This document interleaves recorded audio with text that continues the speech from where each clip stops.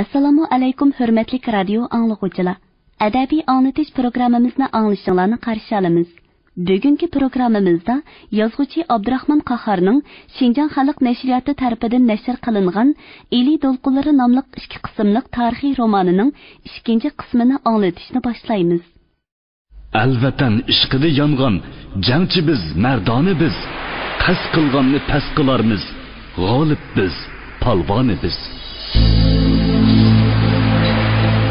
Eldeki iş, altı oğrunun işi olmasın, inqilabga. Ular özlerinin inqilabi hükümetini kurup boptu. İşte 4 yıl, Manas boyda ötken 4 yıl. Burunrak kasanlar çökaşki. Bizning qayg'ularimiz, fojialarimiz muncha ko'payib ketmasaydi. Yoshsun Osman! Biz Osmanning bandisi. Seyrak ishlar izdan mangan kofirlarni o'ldiringlar. İnqilab qurbonlarini unutib qoldikmi? Altayni oson azod qildikmi? Ta'tir quyun chiqirayotganlarni nimishqa to'smaymiz? Oğullar bilan tang maydonga chiqqan qizlarga salom. Barakalloh sizlarga. Yoshanglar vatanning qahramon qizlari.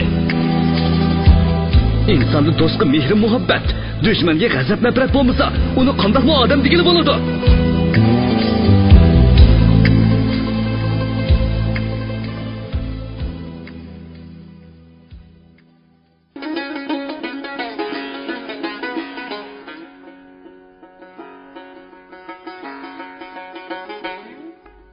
Söksüklük arasıga yoşurungan komandir jangchilarning gaplari har xil. Ba'zilari ota-onasidan kelgan xat, ba'zilari ko'zlari yoshlanib qolgan oshna yorlardan kelgan xaltalardi. Birlari noma'lum texi o'zlari ko'rmagan qizlardan kelgan tepishmoqdek manzarlar kashlangan yog'liqlardan yoki tamaki xaltalaridan va birlari o'tgan urushlardan qiziq, seg'inish, muhabbatli paranglarga tushgan edi. Baya nimaga chechilib ketding Gayitga? Deb so'radi Varisjon uningdan. Beshini olqiniga qo'yib, jayniki bilan yerni tirab yotgan Gayit beshini silkidi. Qo'yavka u ishni. Shu Anvar akam gapingni elik olmaganda. Shu gap. Batalyon komandiri men tursam, ma'uning Mamadalloh qilayotganini deb o'yladi-da. Shumikin taq.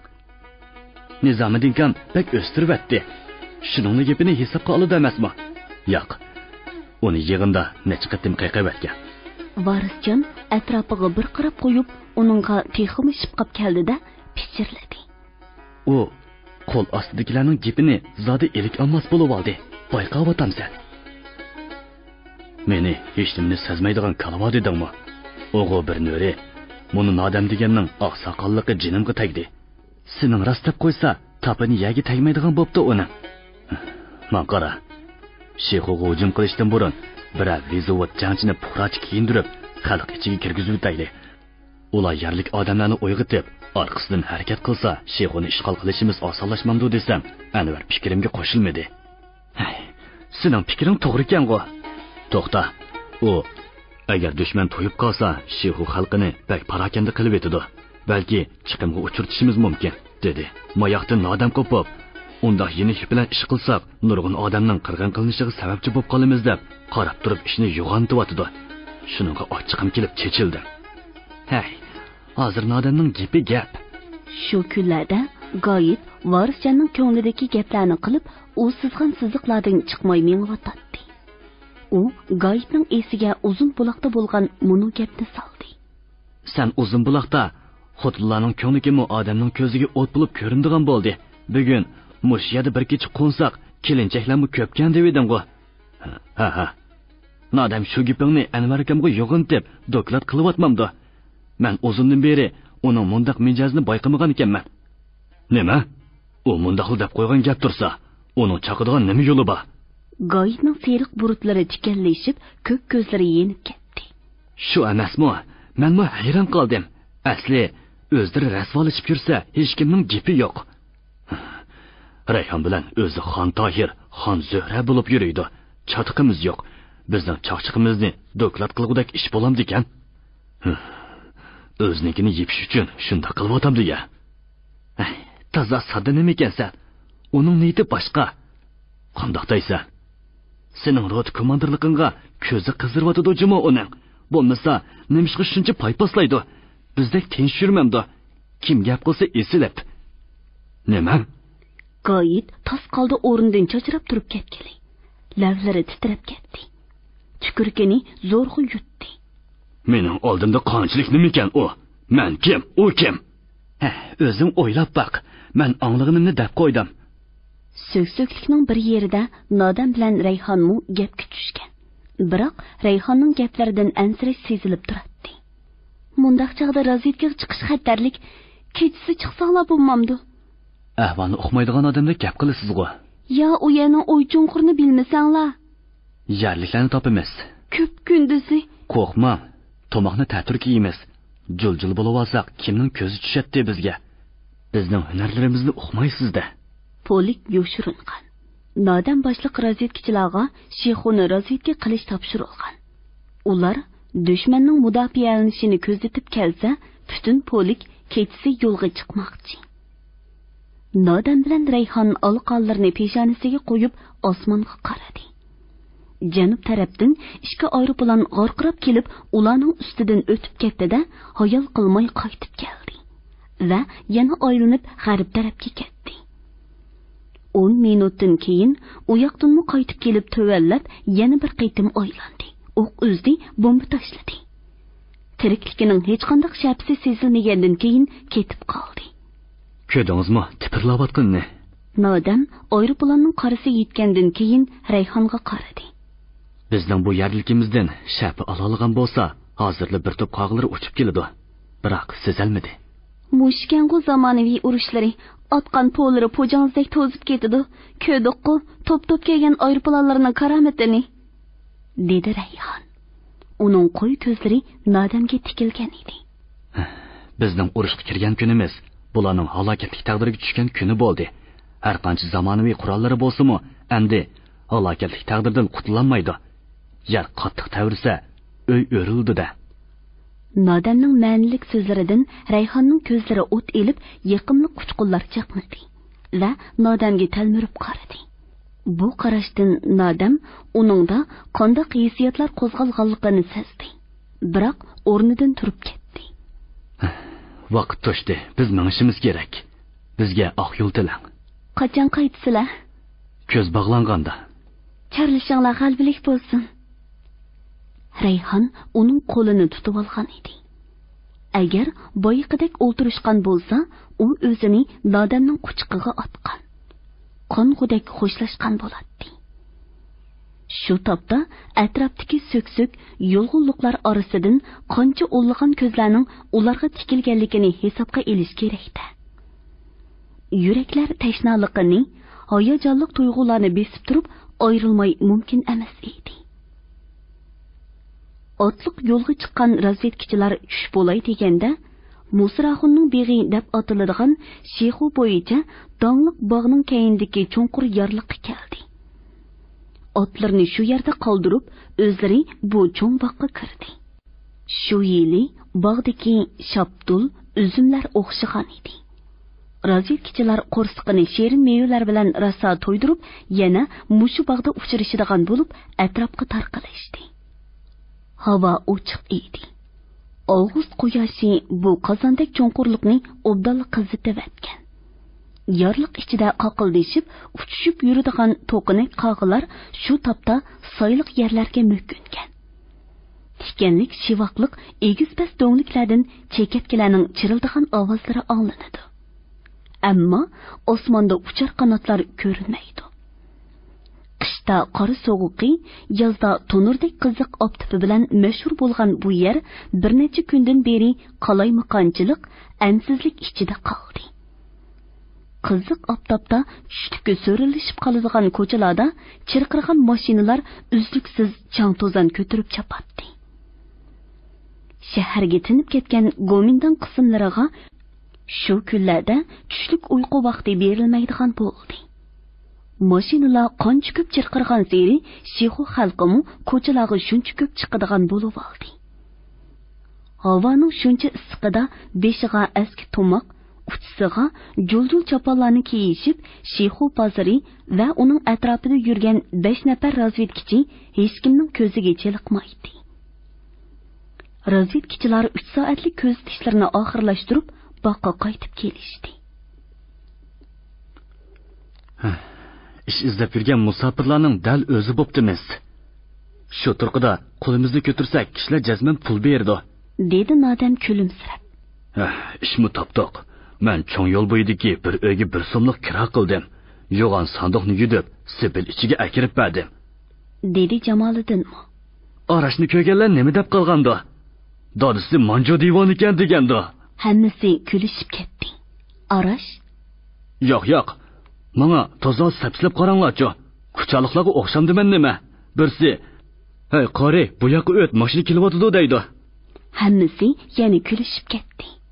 Ras, yuzingning do'nligiga qaraganda kuchaliqlarga o'xshab ketibsan. Shuningdan keyin Nodam mundaq dedi. Qani og'aylar, bu gaplarni endi qo'yayli. Ishimizga kelib, fuqarolarimizdan ma'lumot berayli.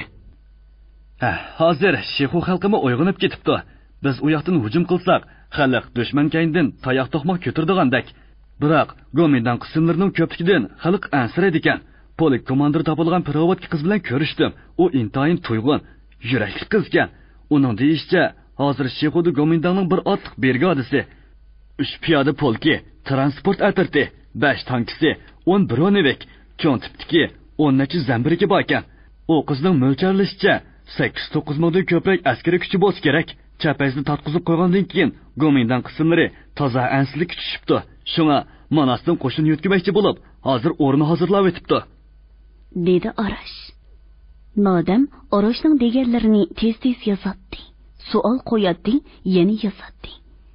Elib kelingan ma'lumotlardan mamnun bo'lib, qo'lidagi qerindishini odatdan tashqari tez harakatlantirmoqda edi. Gomindanchilar shaharda yomon kayfiyat paydo qilgan. Eli o'g'irlari xanzlarni qo'ymay qirib kelyotdi deb tashviqot yurgizgan. Aloqzorlik tushgan xanzo puhrolar hadab sepil ichiga ko'chib etibdi. Nodamning yuzida jilvillangan shodlik tuyg'ulari yetib, qo'shimizda turildi-da, qerindosh tutgan qo'li titrashga boshladi. Mundaq ahvol g'uljidimi yuz bergan emasmidi? dedi Nodam Arashning so'ziga ulab. Biz Nelqidan yurish qilib, g'uljiga yiqilib qolgan chaqda Gomindan aksiyachilari bu qo'zlang xanzlarni yo'qishga qaratilgan. Puhrolarni mudofiyalanish kerak deb, xanzo puhrolarga qurol tarqitib, qo'zlangchilarni boshqa millat puhrolarini etinglar degan. Ularning tashviqotiga aldangan ba'zi xanzo puhrolar boshqa millat puhrolarini otgan. Biz shaharga kirgandan keyin bundaqlarga qarshi o'q chiqardik, zarba berdik. Shuning bilan aksiyatchilar xanzo puhrolarni o'qitdi degan gaplarni chiqardi. Buni butunlay Gomindan aksiyatchilar yasab chiqqan. Ta'til tashviqot degan ma'no shu. Bundaq tashviqotlar ba'zilarni aldabmi ketalaydi. Albatta, dedi o'ruq yuzi jiddiy tus olgan Jamoliddin. Biz hujum qilishdan burun Shehu bozori ichiga tashviqot varaqasi tashlashimiz, inqilobimizning tub maqsadini tushuntirishimiz kerak. Bu ishni rahbarlikka ma'lum qilamiz, dedi Nodam. Gomindanning aksiyatchi niyatini ichib tashlamay bo'lmaydi. Xo'sh, menmi ko'z tishlarimni so'zlay. Nosraxunning bu beg'i nihoyatda cho'ng. Bog'ning o'rni intayin muhim yerda. Shehu hujum qilishda biz uchun tabiiy qo'rg'on. Chekinishga to'g'ri kelsa, kaynimizdagi yorliqqa tushib tarqalib ketishga bo'ladi. Demak, bu bog' bizning qismlar o'rilishdigan muhim joy. Bu yerdan ilgirlab, kichik mahalla Qoridog'ni ishg'ol qilish oson. Qoridog'ning o'rni bizga foydali, egizroq yer. Oldi sozliq, dushman hujum qilib chiqsa, pastlikdan chiqishga majbur bo'ladi. To'g'ri, biz mushu yo'nalishda ilgirlasak, dedi Jamoliddin Nodamning ko'z tishlarini davomlashtirib. Sozliq tushimiz. Sozliqning u tarafiga Shehu shahri tarafdagi egiz do'ngi silingan botxonaga duch kelamiz. Botxona Gomindan qismlarining eng ishonchli, mustahkam qo'rg'ini bo'lsa kerak. Botxonni markaz qilgan holda uning atrofida son-sanoqsiz potaylar turg'izilgan. Botxonning ikki tarafida, bir tarafida tugman, bir tarafida generalni potay bor. Yer osti yo'llarichi. Yeziqdan bosh ko'tarmay so'rdi Nodam taqatsizlik bilan. Egilashga mumkin bo'lmadi. Albatta, yer osti yo'llari orqali qo'rg'onlari bir-biriga tutashishi kerak. Chashqon ovisi yasash Gomindan qismlarining birinchi vazifasi. Tugman Gomindanning ikkinchi darajalik mustahkam qo'rg'ini, dedi Abduvali so'zini boshlab. Uning nersida Shinshingning beg'i deb atiladigan bir janzi bor ekan. Bir qism kuch shu yerga o'rinlashsa bo'ladi. U yerdan tugmanga yaqinlashishimi bo'ladi. Faqat oldida bir potay bor. U gum qilinsa, tugmanga yo'l ochildi. Razvedkachilar o'z ko'zatishlarini birining keyindan biri to'xtamay so'zlaydi. Ular dushmanning mudofaalashidan yangi ro'shan xarita chizmoqda edi. Nodammu bir parcha qog'ozni har xil belgilar bilan to'ldirmoqda edi. U munda xaritalarni ko'p chizgan. Harbiy belgilar qo'yishga mohir bo'lib ketgan. Shu topda Shixoning to'rt atrofi, mahalla, dal-daraxt, ko'chalar, pastlik egizliklar, sozliqlar, yorliq cho'nqurliqlar, potay okopklar dal o'rnini tepib qog'oz yuziga tushmoqda edi. Nodam sizishni tugatib beshini ko'tardi. Ishimiz tugadi, vazifani ado qilib bo'ldik. Endi qaytamiz, kiyimlarimizni almashtiraylik, dedi u peshonasidan pujullab chiqqan tarni yeng bilan surtib.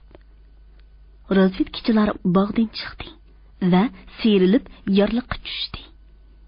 Yorliq ostida bulduqlab chiqayotgan, shirildab eqayotgan buloqlar ko'p edi. Ular buloq suyidan uchumlab qong'udek ichishdi. Ba'zilari tamaki yegishdi.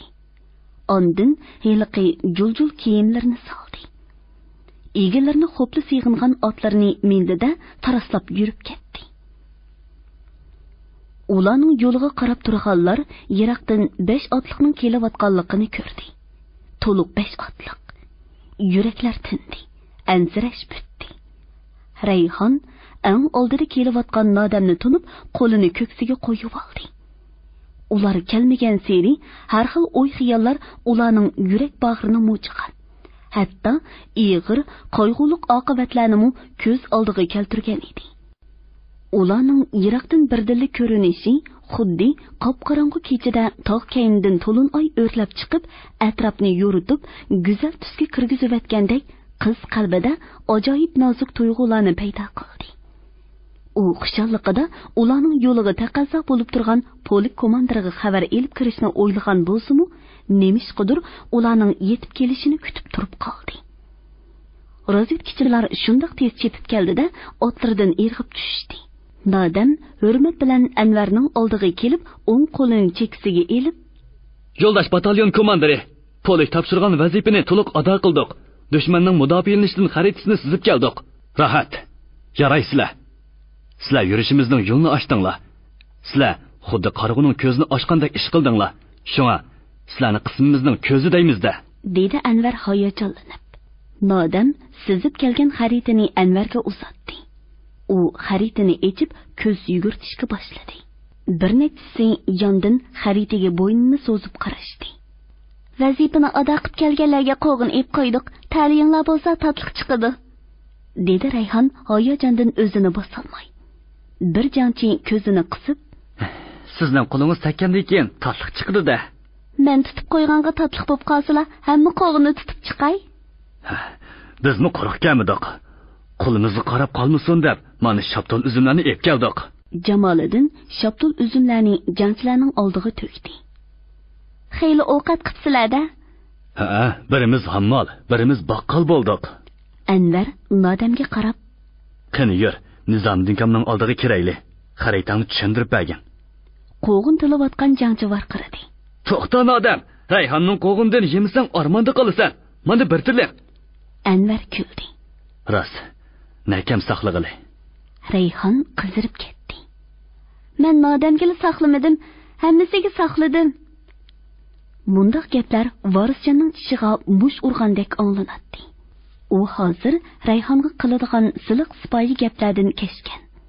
Xeylidan beri qizga qiricha, yenichi tegadigan bo'lib qolgan. "Nodamning Rayhonga atab akagan shaptollarida bu. Rayhonning tamaxo'rligini Nodammi bilibdi-da." Nodamning qora ko'zlari yenib, qisqa qoshlari tik-tik bo'lib ketdi. U bir nima deydigicha yuziga nafrat uchqulari yeyilgan Rayhon, "Tama qilsam-mu Nodamdan tama qildim. Nodamga saqlagan qo'g'inimni yeyotganingizga hayronman", dedi zarda bilan. Qizning nomuschanligini ochiqqa kesgan edi. "Yo'g'on odamga saqlabsiz. Nomusni ozroq saqlasangizchi", dedi Goyit judun bilan. Varisjon qo'lidagi shapaqni pirqiritib tashlavatdi-da, neri ketdi. "Voy, mau Goyitkamning gapini." Rayhonmu, boshqalarmu Goyitning bo'randa ko'rkirib aytgan so'ziga hayron bo'lib qolishdi. Oy, nimancha ola gurkiraysan Gayitga? dedi Botir G'ozi kulimsirab. Moshundoq gurkirab urush qilyapman. Qo'lingdan kelsa, senmi qilishmamsan? Biz go chirqirab qilyapmiz, ammo bugun sening so'qing ishib qopti-da. Ha, hamma nimam ishyapti. Ko'zing qiziryapti. Yur. dedi batalyon komandiri Anvar G'oyitga qarab qolgan nodamga. Bugun mijozi qo'danishib qopti-ku buning. Batalyon komandiri nodamni boshlab, razvedkachilarni to'rt ko'zi bilan kutayotgan polik shtabiga maqdi. G'oyitning bulutliq osmondek birdamdala o'zgargan ruhiy holati, turung gaplari jangchilarga g'alati tuyuldi. Botir G'ozi yana kulimsirab, "O'msili gaplarni qilasan-ku G'oyitga. Tushing buzilmaganda?" "Ha, har qaysining niyati buzilganda. Men botirlik qilib komandir bo'lgan. Langshangni kim olgan? Haram bog'nichi. Bosh soqchida go'mindangchilarni soyning teshidek yotqizib o'tgan kim? Yinju xudo dushman qo'ldan saq keladigan kim? Shu chaqda qandoq holat dedim. Botir biz, shuhrati sallaning." Uning ko'zlari yenib, butun a'zoyi badani titrab ketgan edi. Botir G'ozining chiroyidagi tabassum yetdi. "Ey G'oyitga, sen g'ani botirmi? Senmi botir? Lekin qaysi botir yolg'iz shahar olgan? Unchalik kupsab ketma. Ang bo'lmasa, mening qismim olgan. Jangni jangchilar qiladi. Jangchilaring bilan botirsan. G'ani botirmi? Bo'rtala arshonlarni partizanlar bilan olgan. Ya undaq emasmi ya? Bu gaplarni qo'yg'ina. Yura. Rayhonning qo'li tekkan qo'g'inda yeymiz. Ya shapoq yemsan." G'oyit Bek Muhammad degan Tatar boyning jangsisida yilliqchi bo'lib ishlagan cheg'ida singib qolgan Mo'zay degan laqam jangchilarning yodiga kelib paraqlab kulib ketishdi. Ammo qo'pol, lekin oq ko'ngil dehqon komandirining bugun nemishqa ko'pib ketganligi hammaning ko'nglida tepishmoq bo'lib qoldi. Poluk komandiri Nizomiddin Nodamning ma'lumotini anglagandan keyin sizib kelgan xaritasini uzoq ko'rdi. Xaritadagi belgilarga munosabatlik izohatlarni oldi. Uning ko'z oldida yangi urush maydoni gavdalandi. Anvar bilan Nodam chiqib ketgandan keyin nimalarnidir o'ylab, uy ichida u yoqdan bu yoqqa mangdi. Yana xaritaga tikildi. Urush haqidagi kitoblarda uchirmaydigan yangi ahvol uni qiynamoqda edi. U o'ylaydi. Mudofaada turgan dushmanga hujum qilish uchun uningdan 2 hassa, 3 hassa, hatto 4-5 hassa ustun askariy kuchni to'plash lozim. Qahramonlik qilib yo'linib urush qilganda butun polkimiz tugab ketishi mumkin. Hech bo'lmaganda dushman askariy kuchining 20ga tang bo'lsaqmi mayli edi. Texi dushman strategik o'rinda. Buning uchun kuch yetkash, eng kam bo'lganda bir polk yetkash kerak edi. Biroq nadin yetkash mumkin? Shimoliy frontdanmi? Janubiy frontdanmi? U yerlardami jiddiy ilishishlar bo'lyotdi. Dushmanning orqa qatnashini uzib tashlash zarur edi. Nizomiddin eg'ir tindi. O'sha qo'riqlar paydo bo'lgan peshonasida qizirib ketgan quloq cho'rilarda ter tomchilari porqirdi. Uning xiyollari yana davomlashdi. Dushmanning yordami keladigan yo'lini uzib tashlash kerak. Biz uchun qanday foydali omil bor? Urush jiddiylashganda dushman orqasida xalqning qiyoqas cho'qonlari ko'tarilishi kerak. Hozirgacha ular yengilib kelyotdi. Avatgan qo'shinlari qaytmayotdi. Bu ular uchun eg'ir vahima. Keyindagi xalqdan ansiraydi, cho'chiydi. Bir ikki bo'lib ko'rinadi. Bu mu eg'ir vahima. Vahim ichida qolgan qo'shin chin dastlab tura olmaydi. Hujumdan ko'ra qechishni o'ylaydi. Chapayizning qisqa vaqt ichida taslim bo'lishi, koni shehudin qismlarining urushmayli qechishi, bu yerlarning yana dil turgan yangi shehu uchun texmi eg'ir vahima. Qismlarimizning jangovarligi ustun. Jangovar qo'shin o'limdan qo'rqmaydi. Bizning qo'shinni shehu xalqi kutayotganligini hatto dushmanmi biladi. Moshundoq foydali omillar bo'lganligi uchun askari kuchimiz yana bir hassa eshib, dushmanning 20ga tanglisha olsak, biz cho'qin ustunlikka erisha olamiz, g'alaba qila olamiz. Chunqur xiyoldan beshini ko'targan Nizomiddin Oqilbekni chaqirib mundaq dedi. Bosh shtabdan kelgan aloqachilarga ayt. Qo'mondonlik bizga 2 polik, bo'lmaganda 1 polik yo'tkab bersin. Ikkinchi, Ko'ytong daryosi ko'rigini ishg'ol qilib, dushmanning yordam keladigan yo'lni uzib tashlashga darhol ayrim qo'shin avatilsin. Hop, yo'ldosh polkovnik. Oqilbek burilib chiqib ketdi. Hayal qilmay, bosh shtabdan avatilib, bu yerga texi yengili yetib kelgan aloqachilar guruhining boshlig'i kirib keldi. Uning qizil pagonida ikki boldiq bir yulduz chaqnab turadi. Sizning talabingizni bosh qo'mondonlik yo'ldosh general-leytenant Issiqbek o'ylashgan ham o'rinlashtirgan. Sizga yordamga faqat birli polik, Targ'abotay polki keladi. Ular at sahar kechikanda kashta yetib kelishi mumkin. Dushmanning orqasiga o'tib, Kuyton daryosini egallashga raqamjan partizanlari avatilgan. Ular bugun yetib qolgan bo'lishi mumkin. Undaq bo'lsa nihoyatda yaxshi. Shixo'ga tashviqot varaqlari tashlanishi kerak. Bu otgan o'qimiz bilan tan qimmati, ahamiyati bor ish. Shundaq. Biz tashviqot mazmunini yozib qo'ygan. Hozir ko'paytishga kirishimiz, dedi mayor. Bu yerda uzoq turishga bo'lmaydi, yo'ldosh mayor. Dushman bizning o'rnimizni bilib qolsa, mo'lcharligisiz ig'ir oqibat keltirdi. Kech kirib qoldi. Qorong'i tushganda nishonlangan o'rinlarga berib joylashimiz kerak. Fikringizga qo'shilaman. Nizomiddin batalyon komandirlarining 10 minutlik yig'inini chaqirdi. Har bir batalyonga tegishli vazifa yuklandi. Yurish boshlandi. Musraxun beg'ining harbiyga polik shtabi joylashdi. Qismlar Shexoning shimolidan oz bir qismi g'arbidan ilgirlash vazifasini oldi. Shapsiz ilgirlash mushkul vazifa. Kecha jimjitliqida tirq qilgan ovozmu dahshatlik anglanadi. Butun diqqat nazaringni ilgirlashga qaratamsan yoki bosqin qadamingdan tevish chiqarmaslikmi? Ko'rmagan yerning o'y chunquri to'la degan gap bor. Kim biladi? Biror chunqurlikni paloqlab tushib ketarsan yoki biror narsaga putlashib yiqilarsan. Suni shaloplatarsan.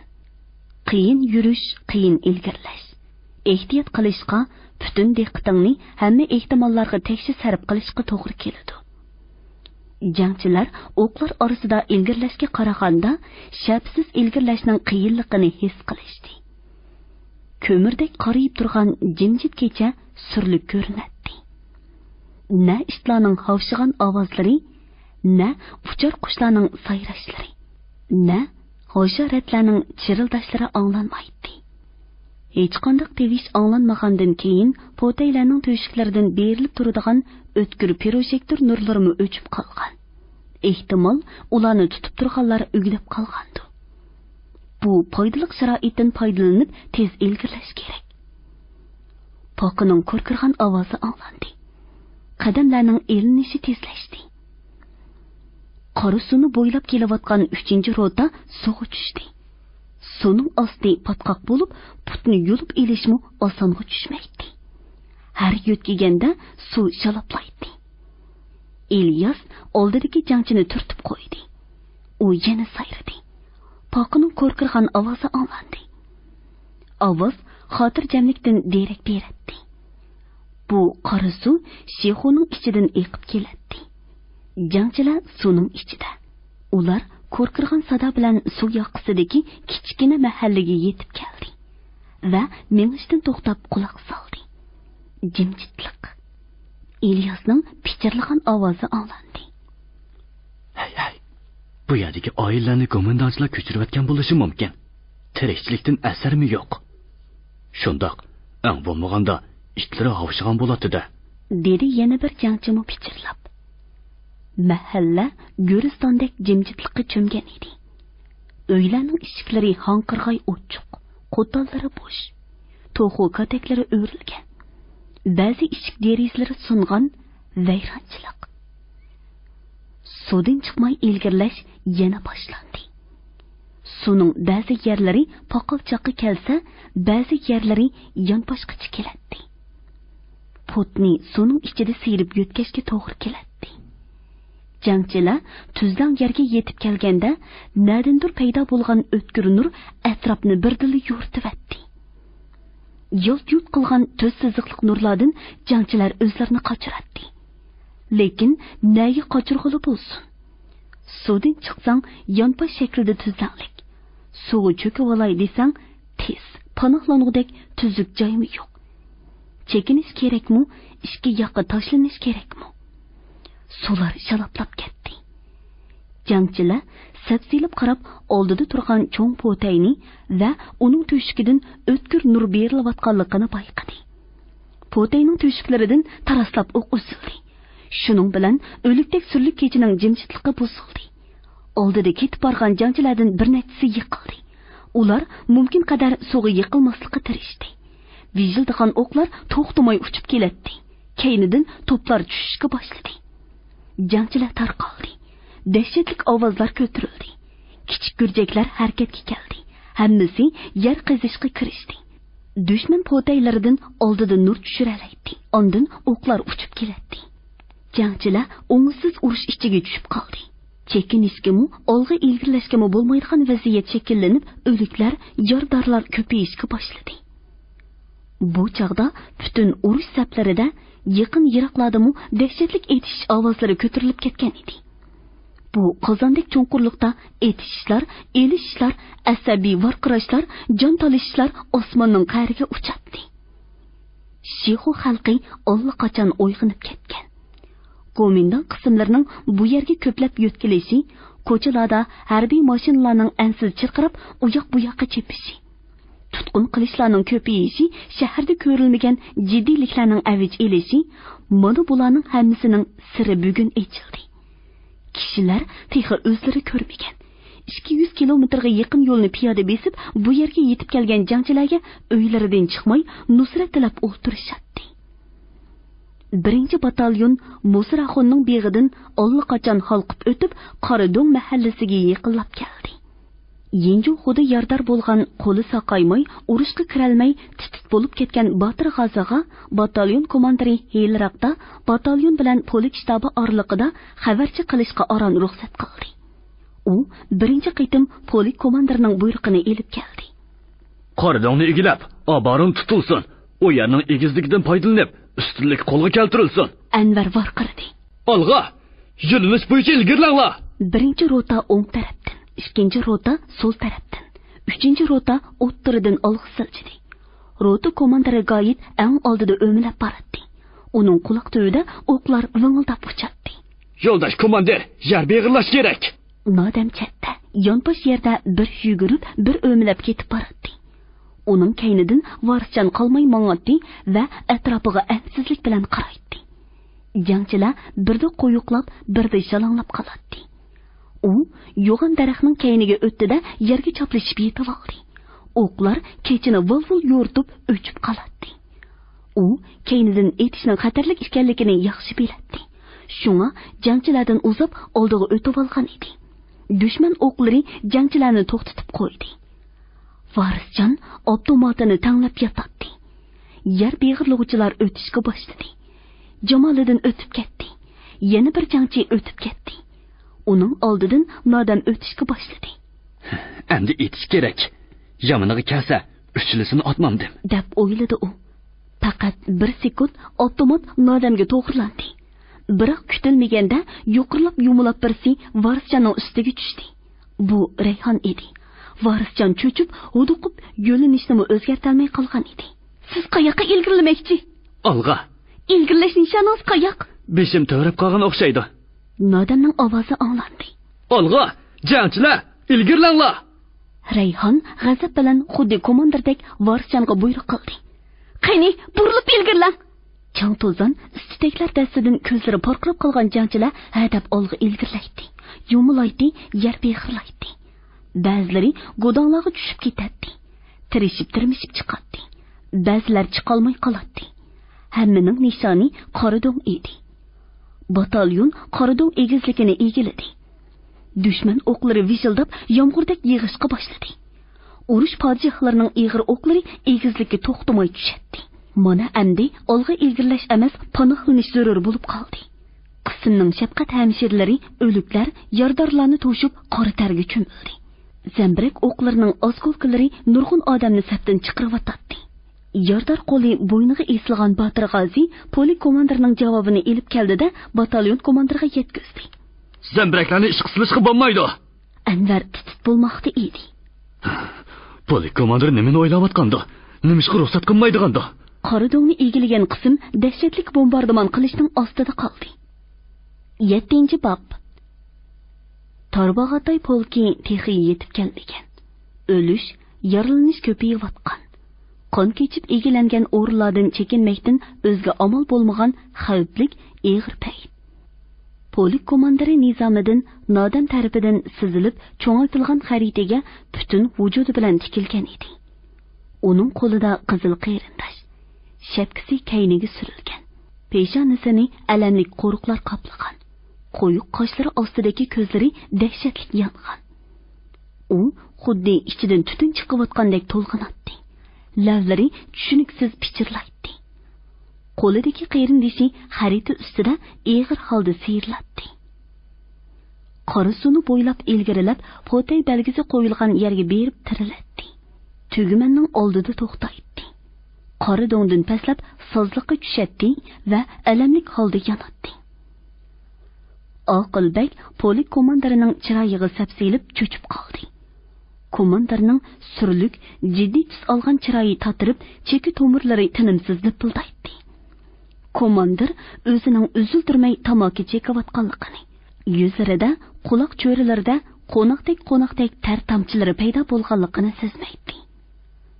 U qo'lidagi qeyrindoshni xarita ustiga tashlab, cho'nqur tindida Oqilbekka qarab, "Batalyon komandirlarini chaqir", dedi. Oqilbek chiqib ketdi. Etishishlar avij elayotdi. Bo'libmi, gumbon qilgan zambirak ovozlari quloq mengini yeydi. U yana tamaki yeyib chekdi. U o'ylaydi. Urush dashti hozirgidek tus olmagan. Mundaq sharoitda xavflik maydonda turayverish butun jonliq kuchlarimizdan ayrilib qolishdan derak berdi. Dushman mag'lubiyatlardan aql topgan, o'zildirmay etish, o toshkisi ko'ringan yerga zambarak etish, sal chaqlamaslik, qirish, chipish, ko'ydirib tugitishga o'tdi. Tong assa havodan bombardimon qilishi mumkin. Hozirgi paytda jonliq kuchlarimizni saqlab qolish muhim. Ya boshqa chora bormi? Hurmatli radio anglag'uvchilar, yozuvchi Abdurahmon Qahhorning Xinjiang xalq nashriyati tarafidan nashr qilingan Eli Dolqunlari nomli 2 qismliq tarixiy romanining 2 qismini bugun mush yergacha anglatdik. Davomini ertadagi programmamizda anglaysizlar. Chekinsa kaynimizdan qo'g'lab chiqsa, rasmolachi mag'lub bo'lmamdiq. Chorasini o'ylashimiz. Hozirgi o'rinlarni egilash nurg'un qurbonlar badiliga keldi. Har bir bezovotda 2 dan iskantovoy pulemyot qoldirilishi kerak. Shu holdami dushman bizni qo'llashga muvaffaq bo'la olsa, elishimiz, bir tomchi qinimiz qavg'uchi elishimiz kerak. Mongol divizioni markaziy qismdan hujumga o'tdi. Zambirakchilar atriti jangovar holatda yoshirinib turdi. Biz mush yo'nalishda hujumga o'tamiz.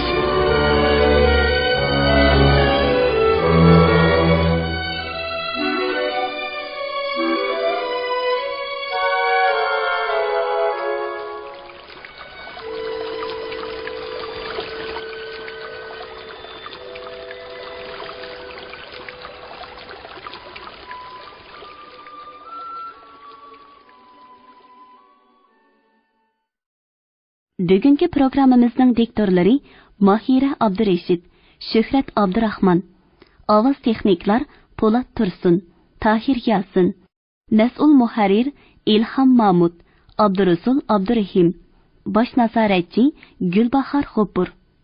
Bugungi adabiy anglatish programmamiz mush yerda oxirlashdi. Ertadagi programmamizda ko'rishguncha omon bo'lgaysizlar. Xayr xo'sh.